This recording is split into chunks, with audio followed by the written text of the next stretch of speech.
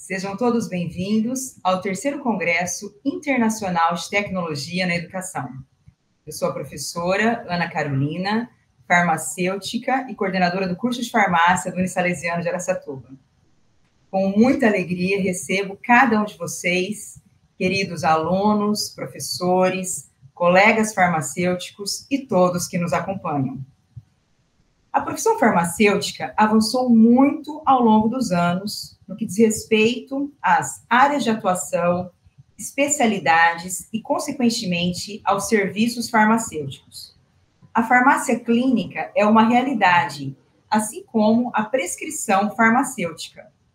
E hoje abordaremos um tema ligado à farmácia clínica e à prescrição, que é semiologia e propedêutica farmacêutica. Para abordar tão importante assunto, recebemos hoje o farmacêutico, presidente do Conselho Regional de Farmácia do Estado de São Paulo, Dr. Marcelo Polacou Bisson. Dr. Marcelo é formado pela Universidade de São Paulo, a USP, de Ribeirão Preto. É mestre e doutor em farmacologia pela Unicamp. Tenente-coronel farmacêutico de Polícia Militar do Estado de São Paulo. Professor e coordenador de cursos de pós-graduação. Importante também destacar que o Dr. Marcelo publicou diversos livros, e o mais recente tem o título Semiologia e Propedêutica Farmacêutica. Dr. Marcelo, seja muito bem-vindo, muito obrigada pela presença do senhor, pela disponibilidade. Um grande abraço para o senhor, tenho certeza que hoje teremos uma palestra excelente. Também contamos com a participação do farmacêutico, professor Dr. Paulo Ernesto Geraldo. Seja muito bem-vindo, Paulo. Obrigada pela presença. Eu também tenho que enfatizar que o Dr. Marcelo tem formação salesiana. Ele disse para a gente que estudou no Colégio Salesiano na cidade de Piracicaba. Então, esteja em casa, sinta-se em casa, Dr. Marcelo. Passo a palavra ao senhor. Muito obrigado, Carol. Muito obrigado, professor Paulo, a toda a comunidade salesiana, do Unisalesiano de Araçatuba. É um grande prazer estar com vocês e me sinto totalmente em casa mesmo, como ex-aluno salesiano. Minha formação educacional, moral, espiritual, praticamente foi toda feita dentro do ambiente salesiano, então me sinto muito à vontade aqui para estar falando com vocês e passando um pouquinho dessas informações. Eu vou compartilhar a minha tela e já iniciamos a nossa palestra. É importante mencionarmos, né, que o título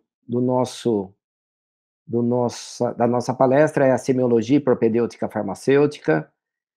Como a professora Carol mencionou, recentemente eu e a professora Daniela Cristine Marini lançamos esse livro, que apesar de já estar nas diretrizes curriculares a obrigatoriedade de você ter disciplinas relacionadas à semiologia farmacêutica, ainda nós carecíamos de obras focadas exclusivamente nesse tema, nesse assunto, e nós entendemos que era a hora, eu e a professora Daniele, de estarmos lançando esse livro.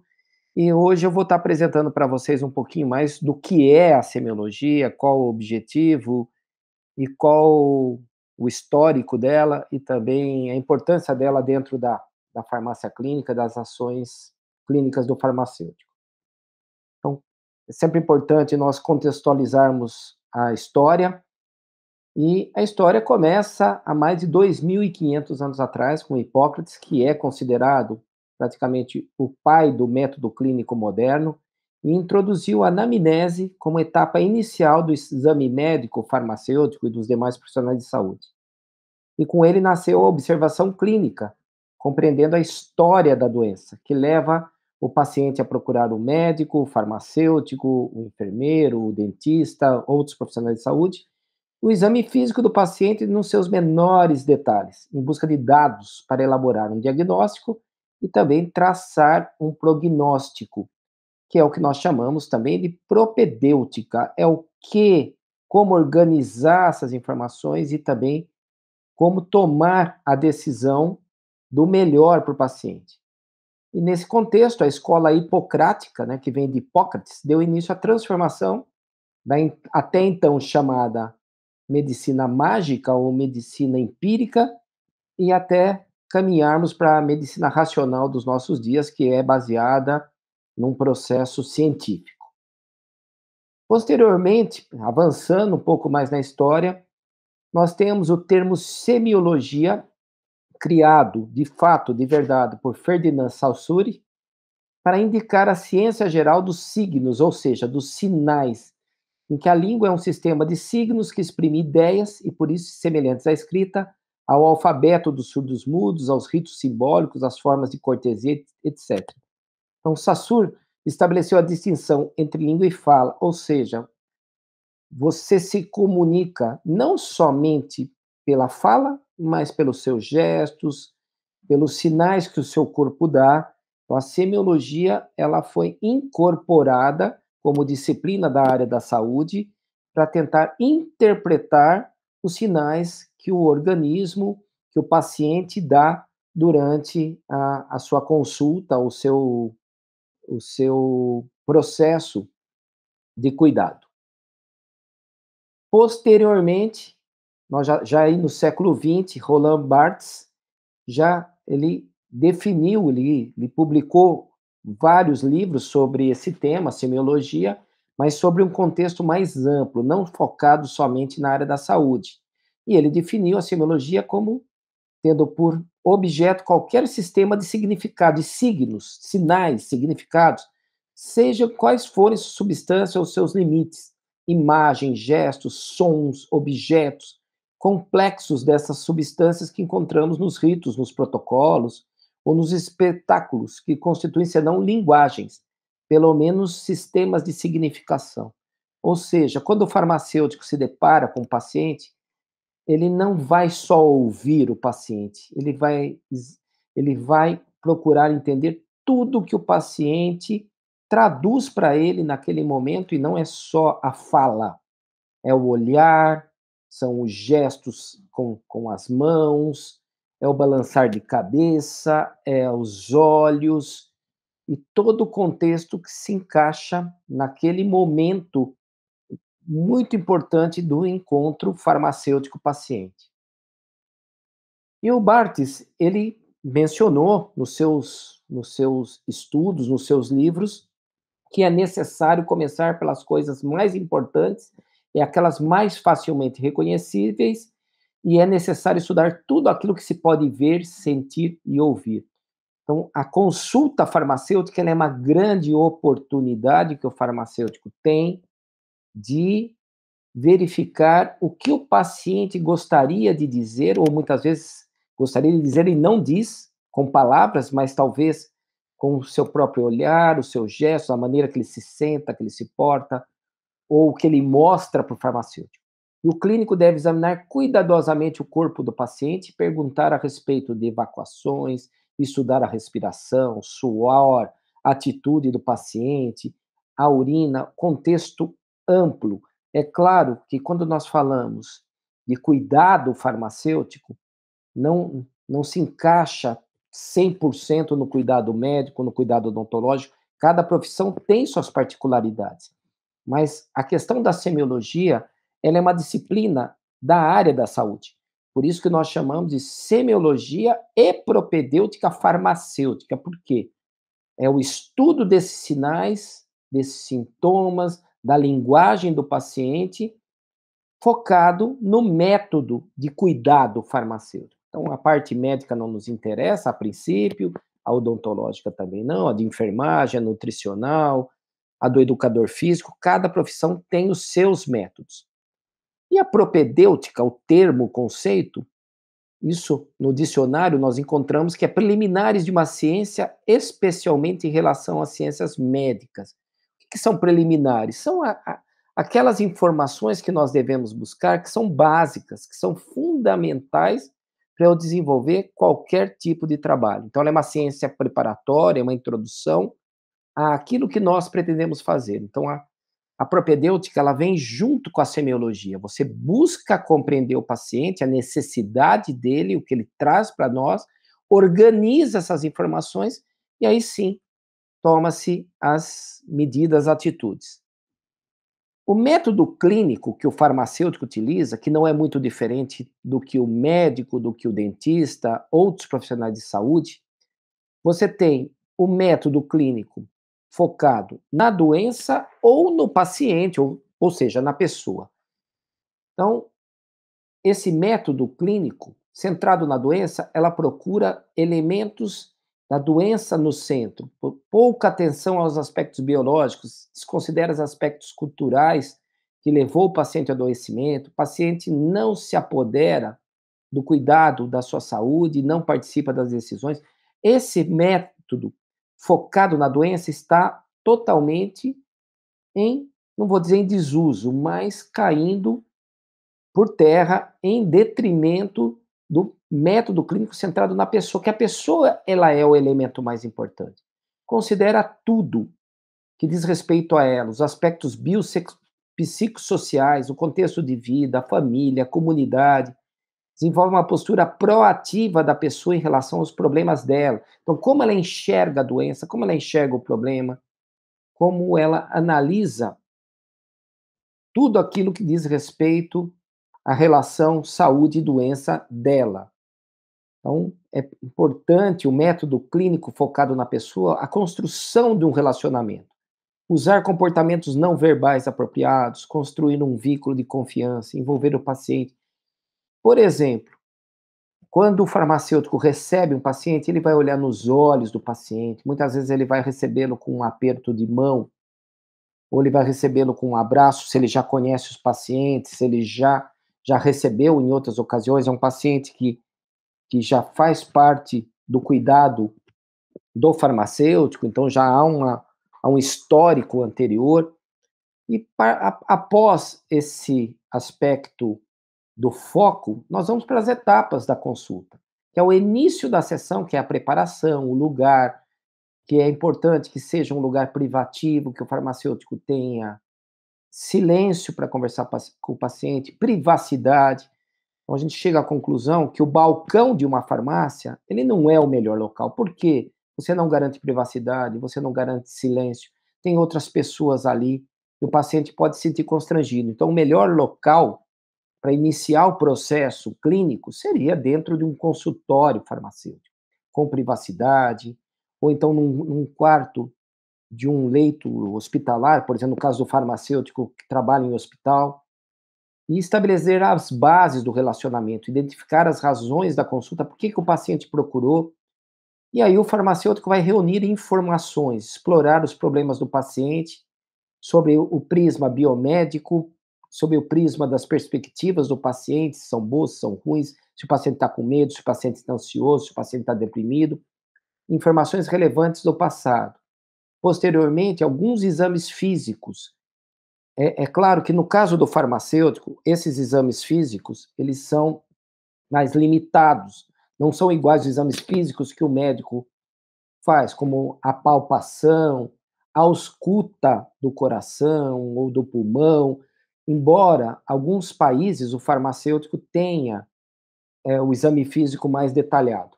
Explicação e planejamento depois com base de tudo que o farmacêutico ele ouviu, sentiu, mediu em relação aos signos que o paciente passou, que é o objeto da semiologia, ele vai organizar essas informações, ele vai entender o que é importante passar para o paciente e muitas vezes vai prescrever um medicamento, uma orientação, ou encaminhar para outro profissional como médico, como dentista, ou como um educador físico, nutricionista, e vai compartilhar essa tomada de decisão com o paciente e fechar a consulta.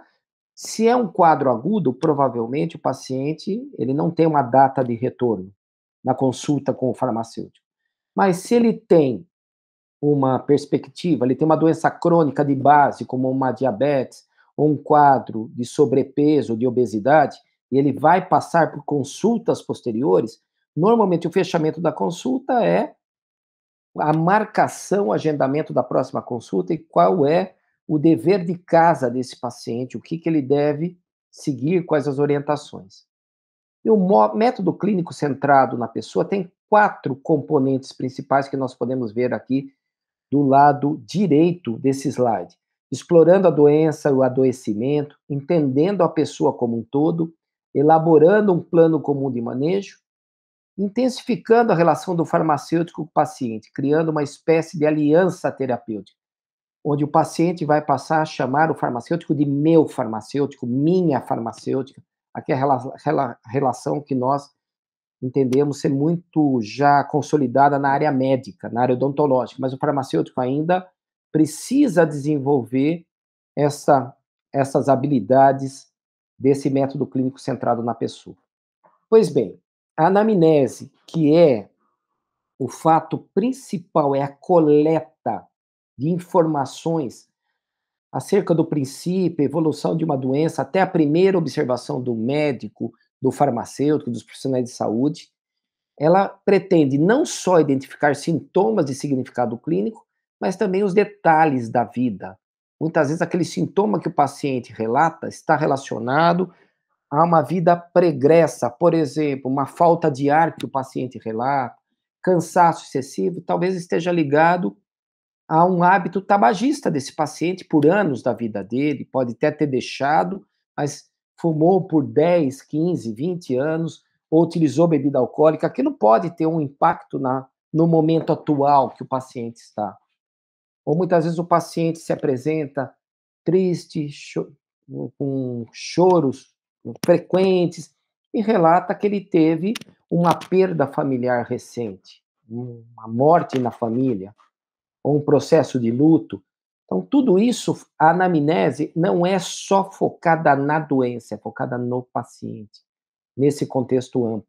O comportamento do paciente, sentimentos, conflitos psicológicos, padrões de defesa, o comportamento perante os médicos ou outros profissionais de saúde são indispensáveis para auxiliar o farmacêutico a completar as informações adquiridas, juntamente com o exame físico ou métodos complementares de diagnóstico, como os exames laboratoriais, que agora, a partir de 2023, a farmácia amplia o leque de exames laboratoriais que podem ser realizados em farmácia ou em consultórios do próprio farmacêutico. Isso também vai fazer parte de dados que são importantes para compor essa anamnese. Então, todas as informações recolhidas que dizem respeito à vida do paciente através da anamnese é muito útil, é de grande valor para se reconhecer as 3 dimensões do espaço diagnóstico: o paciente, a moléstia e as circunstâncias que essa doença ou esse quadro clínico se estabeleceu. Mas como todo método clínico, existem limitações. Então, muitas vezes, a anamnese, o paciente, ele é reativo, ele não passa as informações, ele só responde de maneira sim, não, ou não sei, ou não quero falar. E, às vezes, o farmacêutico se depara com esse tipo de situação, onde o paciente não contribui, não colabora. Ou, às vezes, você tem um paciente também num quadro clínico de uma doença neurodegenerativa, como Alzheimer ou Parkinson, que ele colabora pouco, ou que ele tem uma cognição ruim ou deficitária, e aí o farmacêutico vai recorrer muitas vezes ao familiar ou outras pessoas de convívio desse paciente. E para que o paciente forneça essas informações, muitas vezes o farmacêutico vai precisar buscar, como um pesquisador, como uma pessoa que tem em mente que ele vai ter que levantar dados desse paciente, mesmo que ele não esteja colaborando naquele primeiro momento. É indispensável para a obtenção de uma anamnese de boa qualidade que o farmacêutico participe e seja proativo, juntamente com outros profissionais. Por isso, cada vez é mais comum os chamados rounds de visitação. O que são rounds de visitação? Round é uma palavra inglesa, que significa rodada. Então, é quando o farmacêutico, muitas vezes, faz a anamnese junto com o médico, junto com o enfermeiro, junto com o nutricionista, fisioterapeuta, com outros profissionais e busca, cada um dentro da sua área, levantar informações que são importantes. E como é feito o processo da anamnese? Alguns princípios básicos. Evitar estar sinceramente motivado a ouvir. Então, é o que a gente chama de escuta ativa, olhando nos olhos. A pior coisa que existe é você conversar com alguém que fica mexendo no celular, olha para os lados, pega um livro, se distrai, liga a TV, você está conversando. Por isso que o ambiente da anamnese é muito importante, não ter distrações, ouvir atentamente. O melhor que você pode dar ao seu paciente é essa escuta ativa, empática. Evitar interrupções por solicitações, batida de porta.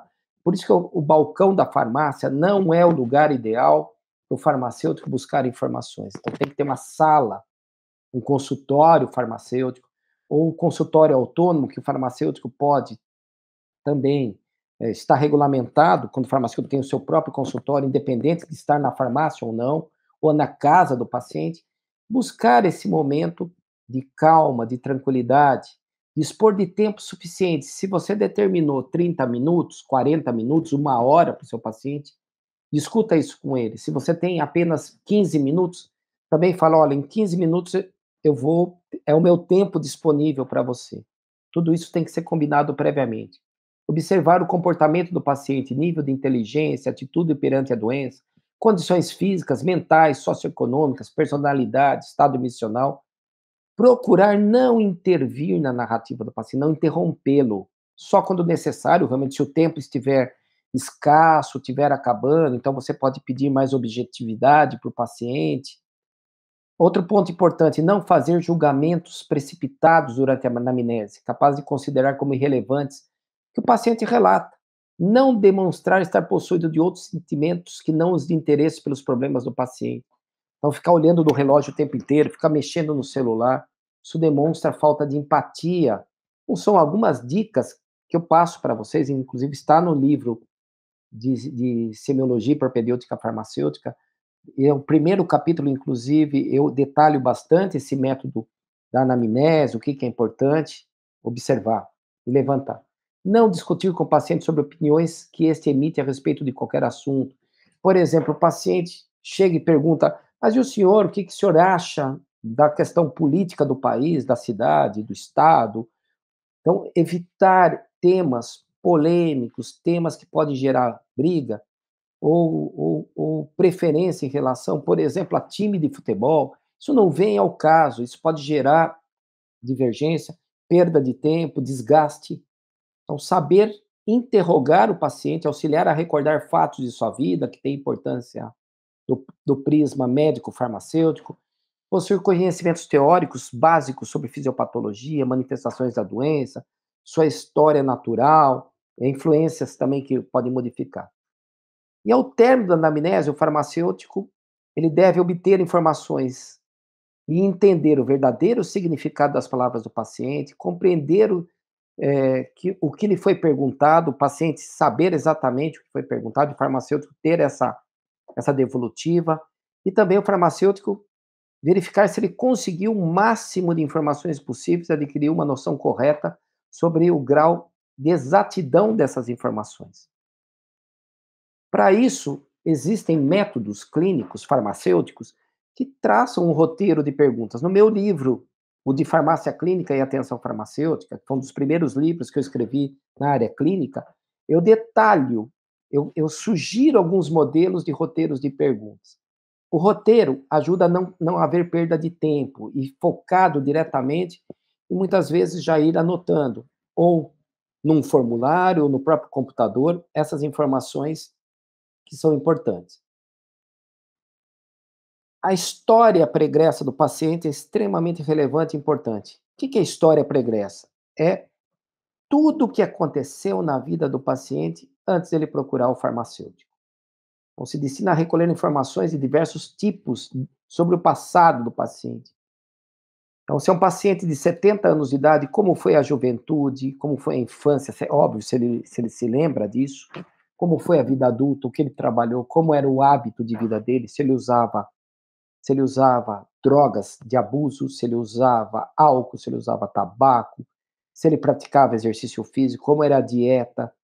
como era o relacionamento dele com outras pessoas, como era o trabalho dele, como era a residência onde ele morava. Então, todas essas informações são importantes. E também dados como doenças prévias, traumatismos, gestações e partos, cirurgias, hospitalizações, os exames laboratoriais, o uso de medicamentos que ele fez durante a vida toda. É claro que você pegar um paciente de 70, 80 anos de idade, talvez ele não lembre tudo o que ele usou da vida dele, mas é importante o farmacêutico buscar o máximo possível. Quanto mais dados ele tiver, quanto melhor for a anamnese, melhor vai ser a análise dos dados e a conduta. O histórico familiar é extremamente importante, pois muitas patologias são de origem ou têm predisposição genética, como hipertensão, diabetes, obesidade, doenças neurodegenerativas como Alzheimer, Parkinson.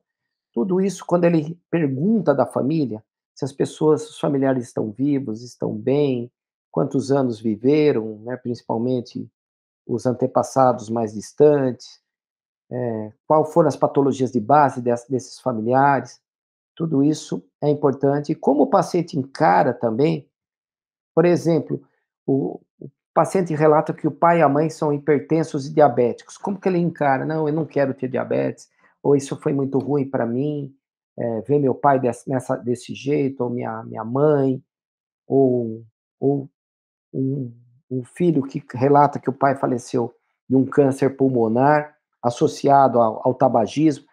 Tudo aquilo que o paciente relata é importante, a maneira como ele relatou, às vezes com tristeza, ou com descaso, ou com empatia em relação àquela história familiar. A história sociopsicológica do paciente é importante, se ele já teve alguns distúrbios, crise de ansiedade, distúrbio de pânico, se ele teve depressão, e, como que está o humor dele durante o dia ou durante a vida dele. A situação socioeconômica atual, até porque a falta de dinheiro, a falta de emprego, isso reflete, muitas vezes o paciente relata que não dorme à noite, e o principal fator é socioeconômico, ele está sem dinheiro, ele está desempregado, ansioso. Então, muitas vezes, isso vai até levar a um planejamento melhor do que o farmacêutico vai orientar juntamente com os outros profissionais de saúde. Em relação aos tipos de paciente, o que é importante nós relatarmos? Então, existem pacientes ansiosos, pacientes deprimidos, pacientes que não têm paciência de esperar o farmacêutico falar, pacientes que têm, naquele momento, relatam tristeza absoluta, ou que não param, não querem parar sentado, querem ficar em pé, ou gesticulam sem parar, ou fala sem olhar para o farmacêutico, ou se distrai o tempo todo. Tudo isso, o farmacêutico, quando está relatando, quando ele está anotando os dados, ele vai verificar. Além disso, quando eu falo tipo de paciente, qual é o perfil? É um paciente pediátrico? É um paciente recém-nascido, que é óbvio que não vai poder falar, não vai se comunicar, e às vezes é a mãe, é o pai, é o cuidador que vai trazer informações importantes. A criança, é importante ouvir, se é um paciente pediátrico, vamos dizer, um paciente pediátrico de 5 anos de idade. Ele se comunica, fala, e a perspectiva daquela criança é importante, mas o pai também, o pai ou a mãe, vai complementar. É um paciente idoso, é um paciente com Alzheimer, com uma neurodegeneração já avançada, talvez será importante ouvir esse paciente, o que ele tem? Será que as informações serão fidedignas?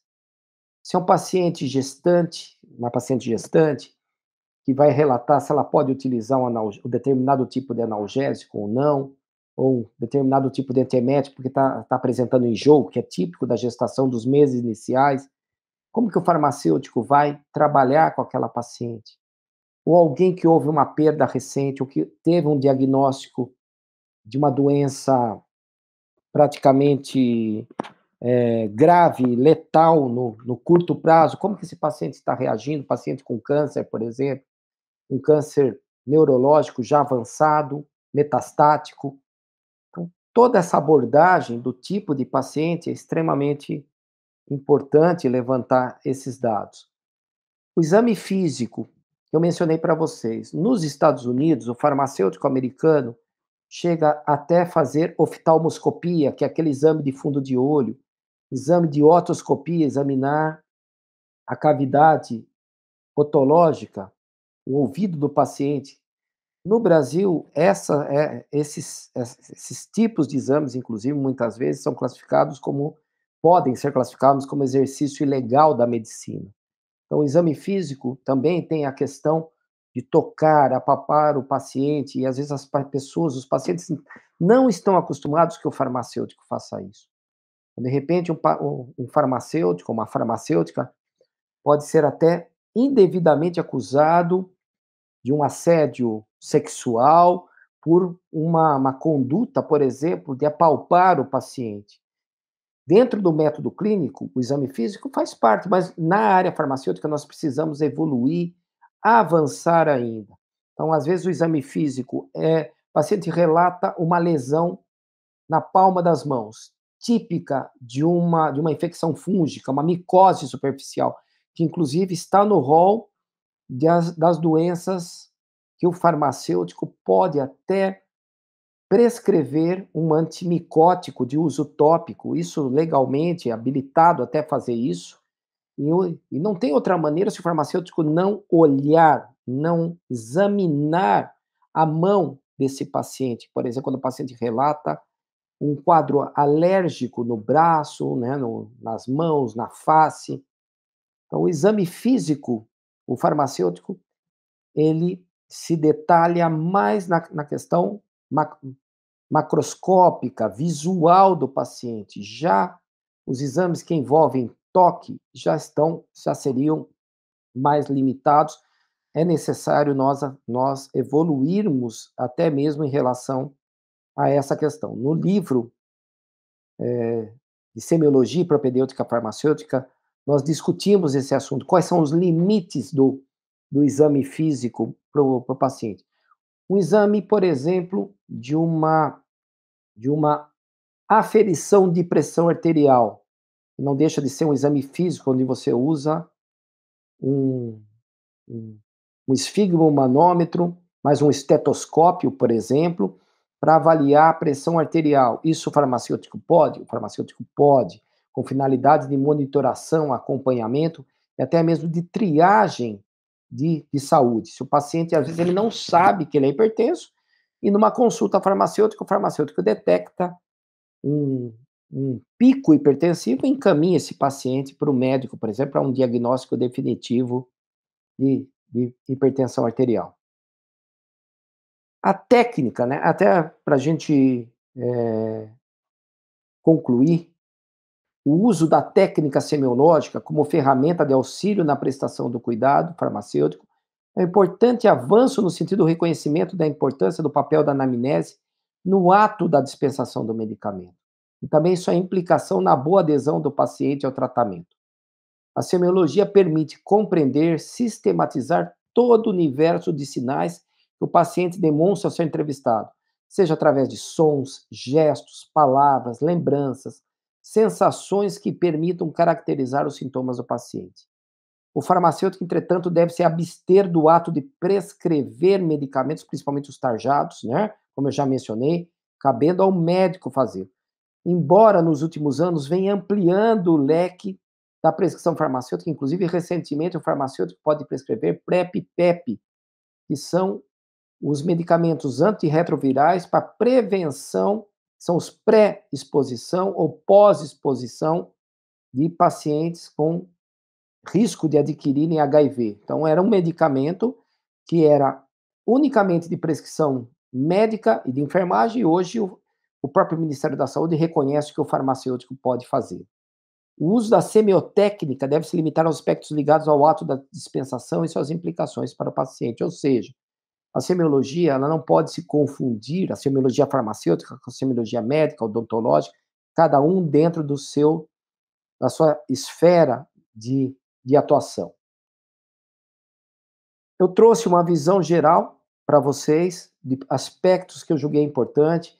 Complementarmente, a própria semiologia farmacêutica eu trouxe aqui algumas obras de minha autoria. Então, a Farmácia Clínica Atenção Farmacêutica, praticamente foi o primeiro livro de farmácia clínica do Brasil, já está em sua 4ª edição, de 2021, totalmente revisada, atualizada, são quase 40 capítulos, inclusive tem um capítulo de semiologia dentro da farmácia clínica, tem a questão também da propedêutica, do acompanhamento, do segmento, de como fazer a consulta farmacêutica, o que o farmacêutico pode, o que não pode. Após a consulta, é claro que quando o paciente sai com uma prescrição, seja médica, seja farmacêutica, ele precisa aderir ao tratamento. Esse foi um livro que lançado o ano passado também, junto com a professora Daniele Marini, que é a adesão terapêutica, uma visão multiprofissional. Então, o que nós podemos fazer para que o paciente ele cumpra o tratamento dele? Seja ele diabético, seja ele hipertenso, como melhorar o tratamento desse paciente.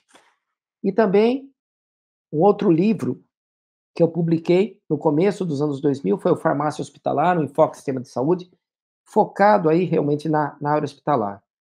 Também deixo aqui para vocês o meu Instagram, @marcelopolacco, para vocês me seguirem na rede social. Ali estou sempre publicando informações técnicas, lançamentos, vídeos, lives, webinars, sejam meus ou seja do próprio Conselho Regional de Farmácia, na qual hoje eu estou como presidente do CRF São Paulo, e fico à disposição de vocês para nós estarmos também aí conversando e tirando eventuais dúvidas de vocês. Doutor Marcelo, parabéns, parabéns. Que aula, né, Paulo? Muito obrigada, viu, por dividir com a gente tanto conhecimento. E é um orgulho nosso ter um colega farmacêutico trabalhando com tanta seriedade, se aprofundando de forma ética. Né? Eu achei muito interessante essa aliança que o senhor falou, terapêutica, né, entre o farmacêutico e o paciente. A gente sabe que um dos grandes desafios na nossa área é a adesão ao tratamento, né? Então, quando é feita, é criado esse vínculo, esse acompanhamento, a gente sabe que o sucesso terapêutico aumenta e o paciente também, ele tem mais cuidado ao usar os medicamentos, né? Que é um outro desafio nosso, o uso seguro e racional de medicamentos. E tudo que o senhor faz, todos os trabalhos, né? Eles se voltam para isso, para o uso racional, para a qualidade de vida, para o bem-estar da população. É interessante como o senhor aborda tudo isso de uma forma muito acolhedora, né, Paulo? Isso. Muito tranquila, assim, muito focado no paciente, esse método clínico, né, centrado na pessoa, no paciente. Muito obrigada mesmo. Então, agora eu convido o professor Paulo para um bate-papo sobre esse tema. Primeiro, é um prazer estar aqui, né? Eu acho que eu sou um grande fã do Dr. Marcelo, já tenho alguns livros dele, inclusive, para até estar aperfeiçoando, né? Nós somos, eu acredito, Dr. Marcelo, que de uma época, acredito que nós formamos há um pouco mais de 20 anos atrás, em que, na verdade, essa parte clínica, ela não era muito focada, né, nas universidades, né? Ela ficava, a gente tinha voltado muito mais à área química, bioquímica, enfim, e essa parte de metodologia clínica centrada no paciente, ela ficou meio falha, né? E como eu falo para os nossos alunos, a gente sempre tem que estar se atualizando, buscando informações, enfim, né? E eu já vou emendar numa das minhas perguntas, que na verdade é uma curiosidade, já que o senhor já trabalhou com a questão da farmácia hospitalar também, né, na literatura. Quando a gente fala do método clínico centrado na pessoa, né, ele fica fácil da gente verificar que eu posso aplicar em várias vertentes, em vários campos, né, desde a farmácia hospitalar, da própria drogaria ou farmácia e também nas UBS, né.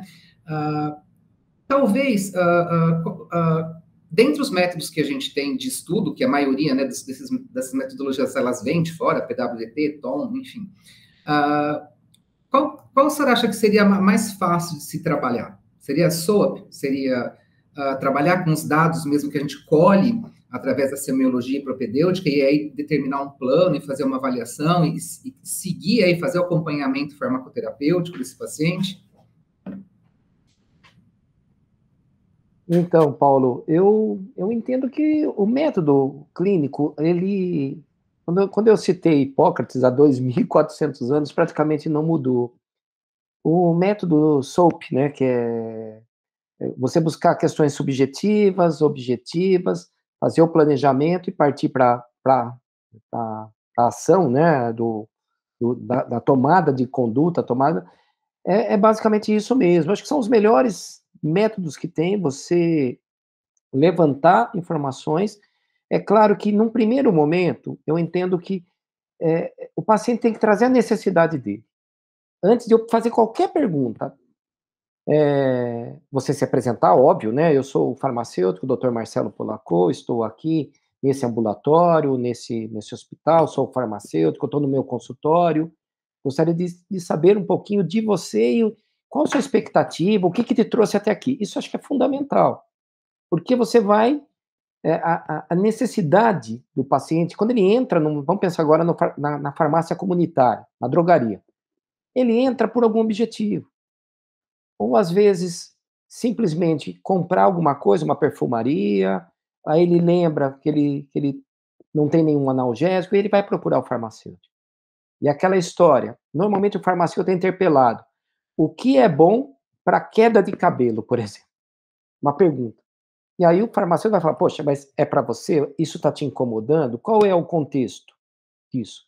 Não, é para mim, de um tempo para cá, eu tenho percebido no Alban. Então você vai traçar o que é objetivo e o que é subjetivo.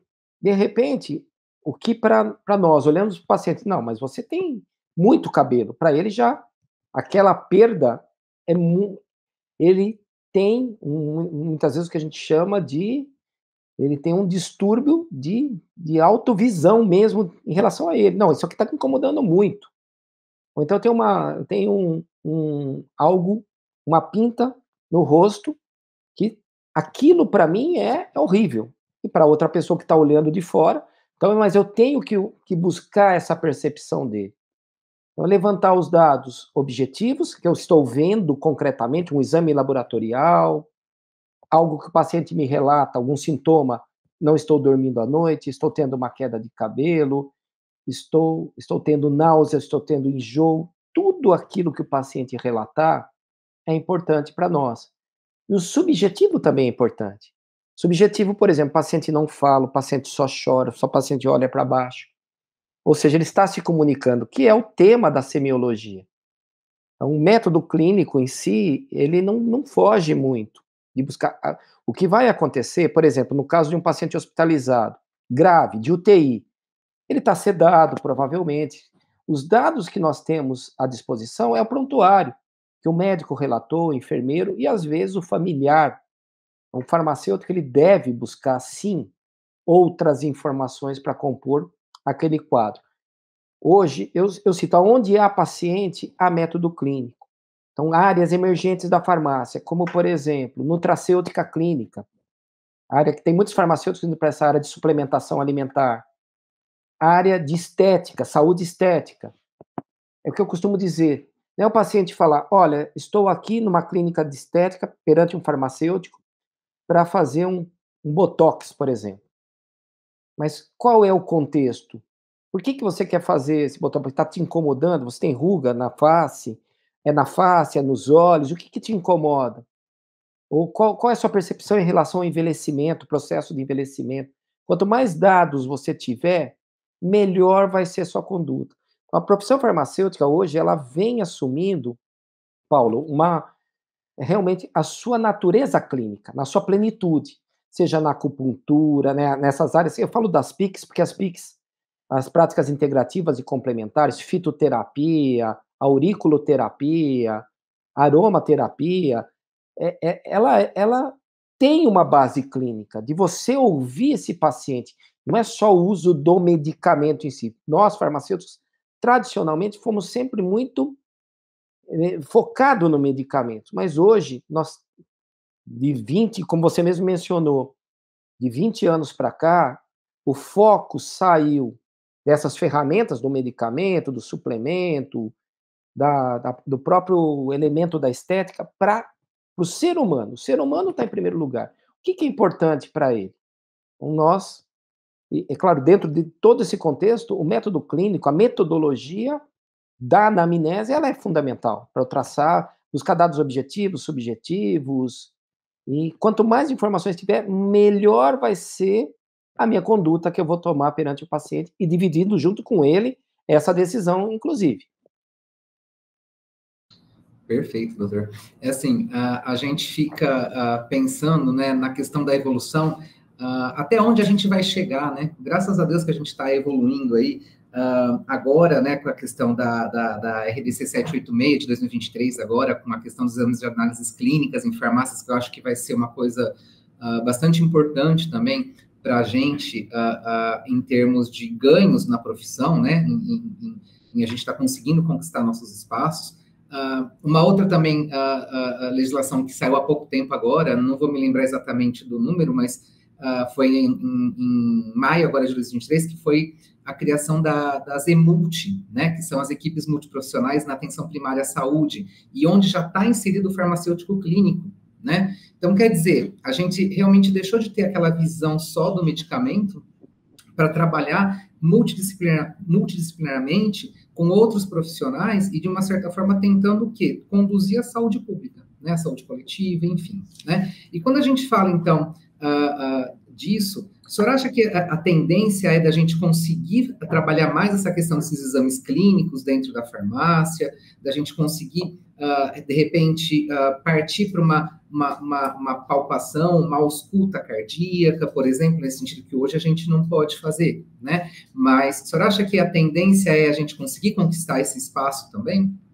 Eu entendo que isso é um processo natural, a gente deve caminhar para isso, para o farmacêutico, ampliar o leque de, eu costumo dizer, isso são ferramentas de farmácia clínica, que seja o exame físico, seja a interpretação do exame laboratorial, seja exames de imagem. É óbvio que hoje, talvez a formação do farmacêutico não nos habilite, nos capacite, nem mesmo a nível de pós-graduação, talvez, até como professor de pós eu falo isso, nós temos limitações, mas pegando o exemplo americano, por que o farmacêutico americano faz oftalmoscopia? Você vai falar, poxa, ele quer diagnosticar um glaucoma, um descolamento de retina? Não. Ele faz, por exemplo, um paciente que tem diabetes e não sabe que é diabético, quando o farmacêutico analisa um fundo de olho, ele está encaminhando esse paciente, evitando uma cegueira. Não é ele que vai prescrever, não é ele que vai diagnosticar, mas ele faz a triagem de saúde. Então, qual o problema do farmacêutico fazer isso no Brasil? Ou, por exemplo, um paciente que já é diabético, tem diagnóstico de diabetes, mas não está fazendo seu tratamento corretamente, não tem adesão ao tratamento. Então, se o farmacêutico sabe fazer uma oftalmoscopia, com esse intuito de verificar se a diabetes está provocando alguma lesão, encaminhar o mais rápido possível para um oftalmologista, você vai evitar uma cegueira. Então, é esse o contexto, não é que nós estamos fazendo o papel do médico. Porém, no momento atual que nós estamos no Brasil, existe essa discussão muito, o farmacêutico quer fazer tudo, o farmacêutico quer ocupar o lugar do médico. Nós não queremos ocupar o lugar do médico. Nós queremos apenas expandir o nosso rol de atuação em detrimento do bem-estar do paciente. Então, eu entendo que essa questão do exame laboratorial em farmácia, que era um tabu, praticamente nós não podíamos fazer nada. Depois da RDC 44 de 2009, a gente pôde fazer a glicemia capilar, e agora nós estamos, supõe-se, cerca de 80 exames que a gente vai poder fazer. Entre eles, por exemplo, existe um exame chamado de troponina, que você detecta precocemente um infarto agudo do miocárdio. E você consegue encaminhar esse paciente o mais rápido possível para um atendimento, para um SAMU, para um atendimento de emergência, e salva a vida do paciente. Então, eu não estou querendo tomar a conduta de um infarto agudo do miocárdio dentro da minha farmácia. Mas eu posso salvar a vida de um paciente que relata uma dor no peito, que começou há 4, 5 horas, e eu já posso, e esse paciente se recusa a ir ao médico, se recusa a ir a um pronto-socorro, e dentro da farmácia ele aceita fazer um teste de troponina, por exemplo, detecto que a troponina está altíssima, e já encaminho esse paciente na hora, talvez até dentro da farmácia eu ligo para o SAMU, 5, 10 minutos depois tem uma viatura do SAMU para levar esse paciente. Você salvou esse paciente, salvou a vida dele. Evitou que ele fosse embora para casa, agravasse e morresse em casa, por exemplo. Esse exemplo que eu estou citando é um exemplo verdadeiro que aconteceu nos Estados Unidos. Um projeto, quando o farmacêutico passou a fazer troponina em farmácia, salvou vidas. Diminuiu o índice de mortalidade no país todo, com uma intervenção farmacêutica simples, que é a realização de um exame dentro da farmácia. Então é ilimitado, Paulo, o que a gente pode fazer. É óbvio que tudo tem que ser feito com responsabilidade, com ética, com conhecimento. O papel de vocês, professores, principalmente de graduação, é muito importante, da Carol como coordenadora, de desenhar esse futuro. O que é necessário em termos de ajuste curricular? É uma visão pessoal minha. Eu sei que as diretrizes curriculares são de 2017, mas para mim já estão desatualizadas. No passado, a gente demorava 20, 30 anos para fazer uma nova atualização, 15 anos, né? Mas agora, o mundo está muito dinâmico, né? E a própria profissão farmacêutica no mundo.